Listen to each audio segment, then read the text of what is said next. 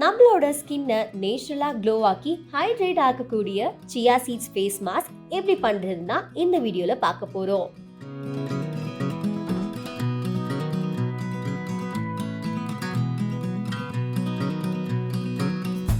இதுக்கு நம்ம இப்போ சியா சீட்ஸ் ஒரு 3 ஸ்பூன் எடுத்துக்கிறோம்.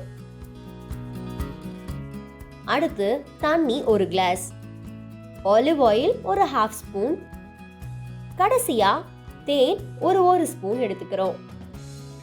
இப்போ இந்த சியா சீட்ஸ் ஃபேஸ் மாஸ்க் எப்படி பண்றதுன்னு பார்க்கலாம். முதல்ல நம்ம எடுத்துக்கிட்ட சியா சீட்ஸ்ல வாட்டரை ஊத்தி அது செட் ஆகுற வரைக்கும் ஓரமா வச்சிடலாம். இந்த சியா சீட்ஸ் நம்மளோட ஃபேஸுக்கு நேச்சுரலான க்ளோ கொடுத்து பயங்கரமா ஹைட்ரேட் பண்ணும். அதே சமயம் உங்களோட ஃபேஸ்ல ஏதாவது இன்ஃப்ளமேஷன்ஸ் இருந்தாலும் அதை கியூர் பண்ணக்கூடியது தான் இந்த சியா சீட்ஸ்.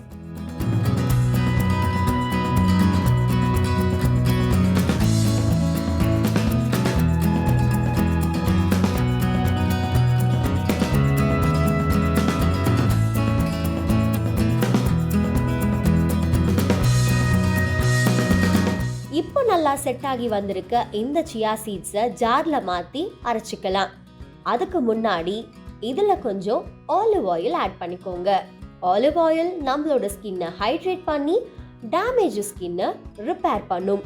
அதே சமயம் உங்களுக்கு சென்சிட்டிவ் ஸ்கின் இருந்தா ஆலிவ் ஆயில் ஒரு பெஸ்டான சாய்ஸ் தான் சொல்லணும். கடைசியா இதுல ஹனி கொஞ்சம் சேர்த்துக்க போறோம். நம்மளோட ஸ்கின்னை பயங்கரமாக மாய்ஸ்சரைஸ் பண்ணோம். ஹனிங்கிறது உங்களுக்கு எல்லாருக்குமே தெரிஞ்ச விஷயம்தான்.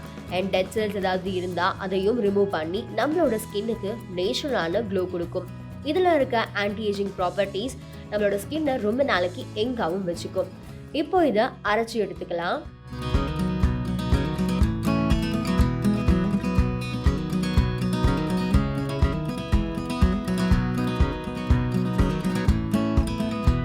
இப்போ அரைச்சு ரெடி ஆயிருக்க இந்த பேஸ்ட்டை உங்களோட ஃபேஸில் ஜென்டலாக அப்ளை பண்ணுங்க.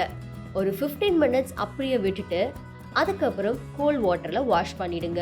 இந்த ப்ரொசீஜரை நீங்கள் ஒன்ஸ் இன் அ வீக் பண்ணிக்கிட்டே இருந்தீங்க அப்படின்னா உங்களோட ஃபேஸ் பயங்கர ஜொலிப்பாக மாறிடும். ஸோ நீங்களும் இந்த ஃபேஸ் பேக்கை வீட்டில் ட்ரை பண்ணிட்டு என்ன மாதிரியான ரிசல்ட்ஸ் வந்துச்சு அப்படிங்கிறத கமெண்ட் செக்ஷனில் சொல்லுங்கள்.